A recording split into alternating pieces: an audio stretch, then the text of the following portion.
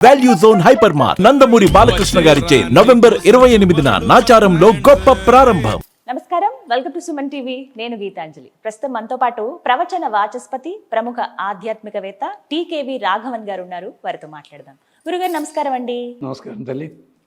శనివారం రోజున శ్రీ వెంకటేశ్వరుని వ్రతం కావచ్చు, అలాగే వెంకటేశ్వర స్వామి వారి ఆరాధన కానీ అసలు ఏ విధంగా చేయాలి, వీటికి నియమాలు అంటూ ఏమన్నా ఉన్నాయా?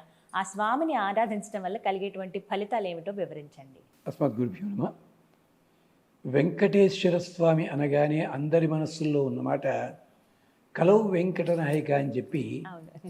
కానీ ఆయన వచ్చింది కలియుగంలో కాదమ్మా, కృతయుగం నాడే ఉన్నాడు ఆయన. అప్పటి నుంచి ఇంచేత వెంకటేశ్వర స్వామికి చోటు ఇచ్చింది ఎవరమ్మా? ఆదివరాహ స్వామి, ఇంటి యజమాని ఆయన. మనం ఇంట్లో ఎవరద్దెకున్నారో ఆ బెల్లు కొట్టి బాగున్నారా అని అడుగుతున్నాం. ఆదివరాహస్వామి ఓనర్, ముందు ఆయనే ఉన్నాడు. ముందు ఆయనే ఉండగా వెంకటేశ్వరుడు అంటే ఆనాటికే ఉన్నాడు. కలవు వెంకటనాయక అంటే అర్థం అదేం కాదు, అది వేరే అర్థం కాదమ్మా. కృతయుగం లోపల ఫలానా పేరు, త్రేతాయుగంలో ఫలానా పేరు, ద్వాపరంలో ఇంకో పేరు, కలియుగంలో మాత్రం ఆయన్ని వెంకటేశ్వరుడిగానే చూస్తారు. ఇది మనకి వెంకటాచలమచన గ్రంథంలో ఉంది. అలాగే వెంకటేశ్వర స్వామికి సంబంధించిన వ్రతం అన్నది కూడా ఇటీవలి కాలంలో ఒక 40 ఏళ్లుగా అలవాటయ్యింది. ఎందుకంటే మన సత్యనారాయణ సమర్థం ఇలాంటివన్నీ వచ్చిన తర్వాత ఇలాంటివి మనం ఏదో చేయాలని చెప్పి అలా ఏర్పాటు చేశారు. ఈ వ్రతం అన్నది సూచన ఉంది పురాణాల్లో, 8 పురాణాల్లో ఉంది. కానీ అది చేసుకోండి, మంచి మార్కెట్లో దొరికిన పుస్తకాలు చేసుకోవచ్చు, దోషం ఏమీ లేదు. కానీ సులభ పద్ధతి ఏమిటన్నది జ్ఞాపకం చేస్తుంది. అందరూ చేసుకునేది మొదటగా ఆ రోజుని అంటే రోజు చేసుకునే పద్ధతి, ఒకరోజు చేసుకునే పద్ధతి చూసుకోండి. ఒకే రోజు చేసే మాట అయితే శిరస్నానం చెయ్యాలి. ఒక్క శనివారం చేస్తే చాలా అండి, అలా ఉంటుందా? చేసుకోవచ్చు అలా. అందుకని మన పెళ్ళిళ్ళలో సత్యనారాయణ చేసుకుంటారు. అది అలవాటు లేని వాళ్ళు ఏం చేస్తారు, వెంకటేశ్వర కళ్యాణం అంటారు, లేదా సీతారామ కళ్యాణం ఉండి తప్పేం లేదమ్మా. కానీ ఇప్పుడు చెప్పబోయేది ప్రతి శనివారం కూడా చేసుకోవచ్చు హాయిగాను. అలా ఉంది, లేదా ఒకే శనివారం చేసుకోవాలి, ఇబ్బంది లేదు. దానికి ఏమిటంటే ఆ రోజు శుచిగా స్నానం చేసి, కనీసం ఒక్కరోజైనా స్నానం చేసి పూజ అయ్యేదాకైనా కాఫీ తాగకుండా ఉంటే మంచిదమ్మా. కానీ మరి కాఫీ తాగేస్తాం కదా, బెడ్ కాఫీ అలవాటు. సరే, ఆ రోజుని భోజనం మాత్రం పూజ అయిన తర్వాత చేయండి, ఈ పని చేసుకోండి. ఆ రోజునేమిటి చక్కగా మళ్ళీ కుంభము పెట్టడం ఇవన్నీ హడావిడేం లేదమ్మా, అవసరం లేదు. అది ఎప్పుడైతే మీరు కలశం పెట్టారో ఈ కలశాన్ని దానం చెయ్యాలి మీరు. ఇవన్నీ ఉంటాయి, కానీ అన్నిటికీ కలశ స్థాపన ఏం లేదమ్మా, కంగారు చేసుకోవచ్చు. సులభ పద్ధతి చెప్తున్నాను. ఆ రోజుని చక్కగా చేసుకుని స్వామివారి కళ్యాణ సన్నివేశం కానీ విగ్రహం కానీ పెట్టుకుని, విగ్రహం అయితే 6 అంగుళముల సైజు దాటి మాత్రం విగ్రహాన్ని పెట్టవద్దు. ఇంచేత 6 అంగుళ సైజు దాటినట్టయితే ప్రాణప్రతిష్ఠ చేయాలి, కలశ స్థాపన చేయాలి, అంగన్యాస కరన్యాసాలు ఇవన్నీ ఉంటాయి. అయిన తర్వాత ఆ విగ్రహాన్ని ఇంట్లో అట్టే పెట్టకూడదమ్మా, ప్రవాహంలో వదిలిపెట్టాలి. ఇన్ని ఉంటాయి. అందుకనే మరి పెద్దలు ఏం చెప్తారు, నిత్యారాధన కోసం సరిగ్గా 3 అంగుళములు మించి, అదే బొటన వేలు, దాన్ని మించి అయితే 6 అంగుళముల లోపల హాయిగా పెట్టుకోండి, చేసుకోండి. ఆ రోజుని వెంకటేశ్వర సుప్రభాతము, ప్రపత్తి, మంగళాశాసనము, స్తోత్రం అన్ని చోట చదువుదా చక్కగా శ్రద్ధగా చదవండి. ఆ తర్వాత లక్ష్మీ అష్టోత్తరము, కృష్ణ అష్టోత్తరము, నామావళి, వెంకటేశ్వర అష్టోత్తర శతనామావళి, ఆ 3, 4 చేసుకోండి. ఒక్కటే గుర్తుపెట్టుకోవాలి, ఎవరిని పూజించినా అమ్మవారిని అయ్యవారిని కలిపే పూజించాలి తప్ప ఒక్కొక్కళ్ళని విడిగా చెయ్యకూడదు. చేస్తుంటారు చాలామంది. శ్రావణ మాసంలో లక్ష్మీ పూజ, ఆయన ఏం చేశాడు మధ్యలో, ఆ మహానుభావుడు కృష్ణాష్టోత్రం చదవండి, లలితా సహస్రం చదువుతారు, పక్కని శివాష్టోత్రం చదవమని ఉంది శాస్త్రంలో, పట్టించుకోవట్లేదు ఎవళ్ళును. లేదా హయగ్రీవ స్తోత్రం చదవాలి, లేదా శివ పంచాక్షరి చదవాలి, ఇద్దరిని కూడాను. స్కాంద పురాణంలో మొత్తుకున్నాడు స్వామి, బాబు మా ఇద్దరిని విడగొట్టకండిరా నాయన, కలిపి పూజ చేయండిరా. విడగొట్టిన వాడు ఎవడో తెలుసా అమ్మా? బాణాసురుడు. వీళ్ళంతా అదే పని చేశారు. వచ్చి నా ఇంటి దగ్గర కాపలా కాయన్నాడు స్వామి కొట్టుకుని. అమ్మగారి సంగతి ఏమిటి? హ్మ్. వాడి ఒళ్ళు పట్టిన దెబ్బలు తిన్నాడు, 1000 చేతులు పోయేవాడికి. గజాసుడు ఏం చేశాడు? నువ్వు వచ్చిన గుండెలో కూర్చోన్నాడు. అమ్మగారి సంగతి ఏం చేశాడు? అమ్మగారితో వచ్చి కూర్చోంటే అయిపోయింది కదా. లేదు. రావణాసుడు ఏం చేశాడు? సీతనే ఎత్తుకెళ్ళాడు. శూర్పణకి ఏం చేసింది? సీతమ్మ అక్కలే, రాముడే కావాలంది. ఇలాంటి కథలు బోల్డెన్ ఉన్నాయి. అంటే ఇద్దరినీ కలిపి పూజిద్దాము అలా మిగిలిమంగా. అందుకని ఆయన పాపం కంగారు పడి ఇలాగే ఉంటుందని చెప్పి పరమేశ్వర్ల వారేమో సగంలో అట్టి పెట్టుకున్నాడు, ఈయనేమో గుండెల మీద పెట్టుకున్నాడు, సరస్వతేమో నాలుగు మీద పెట్టుకున్నాడు. ఇలాంటి ప్రమాదాలు వస్తాయి. అంచేత వెంకటేశ్వర సుప్రభాతము, వెంకటేశ్వర స్తోత్రము, ప్రపత్తి, మంగళాశాస్త్రము, అష్టోత్తరములు చేసి చక్కగా ఆ రోజుని ఒకటే రోజు చేసే మాట అయితే పరవాన్నము, తర్వాత చిమ్మిలి నువ్వులు కానీ అది కానీ అవన్నీ చేసుకోలేవండి. పానకము, వడపప్పు, ఇది నిత్యార్చనలో హాయిగా స్వామి చాలా ఆనందపడిపోతాడు. అలాంటి వాటికి కొబ్బరికాయ కొట్టండి, పర్వాలేదు. దీని మీదే మళ్ళీ చాలా కథ చెప్పాలి. పెద్ద పెద్ద దేవాలయాల్లో మూల విరాట్కి కొబ్బరికాయ కొట్టరు, మీరు గమనించండి.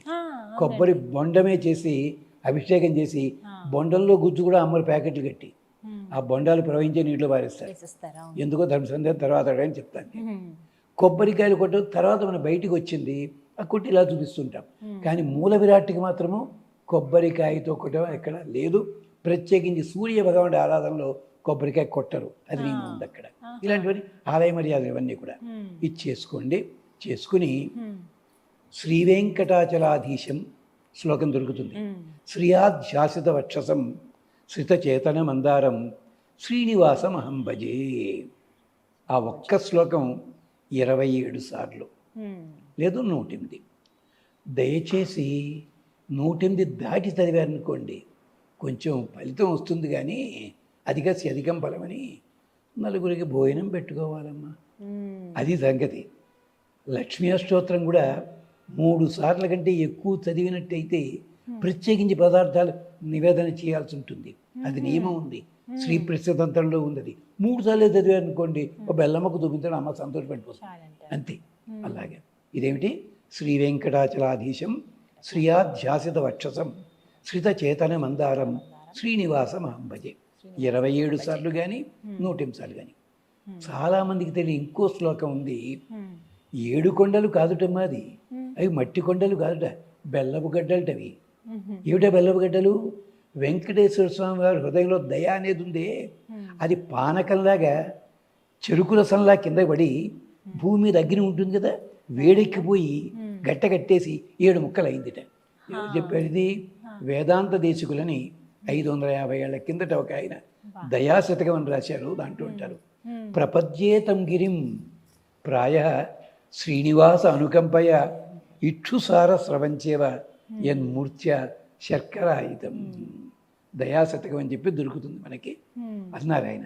ఆయన హృదయంలో ఉండే దయా ప్రవాహమే చెరుకు రసంలా వచ్చి నేల మీద పడిందిట, గడ్డ కట్టేసిందిట. అది కాస్త 7 ముక్కలైంది, 7 కొండలు అయింది అన్నారు. ఆ కొండకి నమస్కారం అన్నారు ఆయన. ఇది అద్భుతమైంది.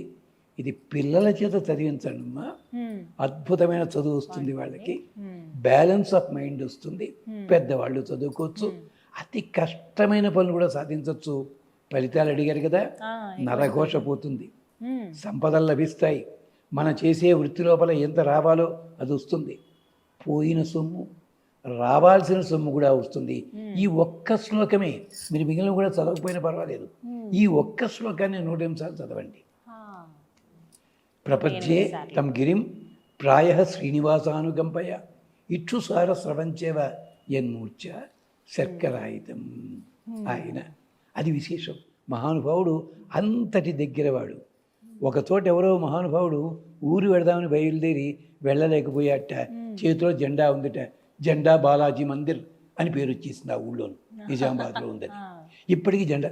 అలాగే ఇంకో చోట నేను నడవలేనయ్యా, రాయి పడేసేట. ఆ రాయిని వెంకటేశ్వర స్వామి గారు సేవిస్తారు ఒక చోట మనకి విశాఖపట్నం దగ్గర.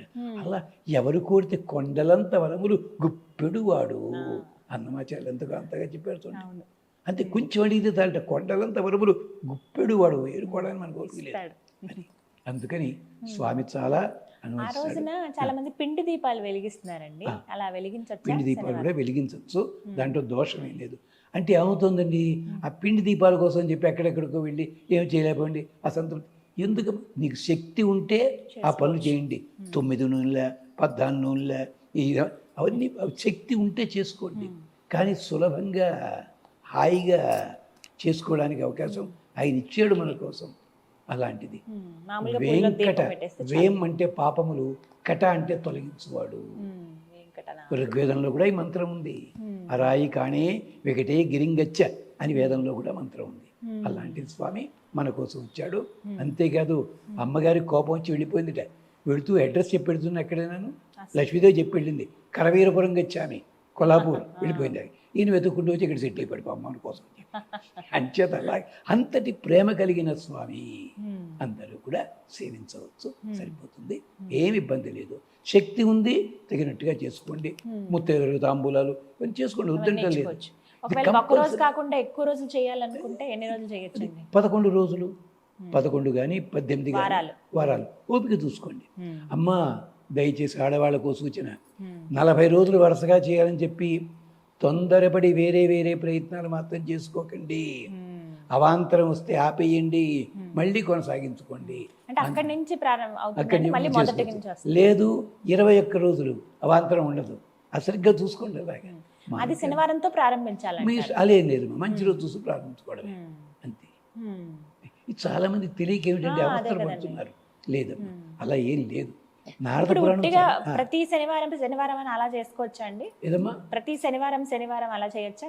అలా కూడా చేసుకోవచ్చు, తప్పేం లేదమ్మా, ఏమీ తప్పు లేదు దాంట్లో. ఇవి నారద పురాణం చెప్పిందమ్మా ఇలాంటివన్నీ. అలాగే విష్ణు ధర్మోత్తరం చెప్పింది, స్కాందం చెప్పింది.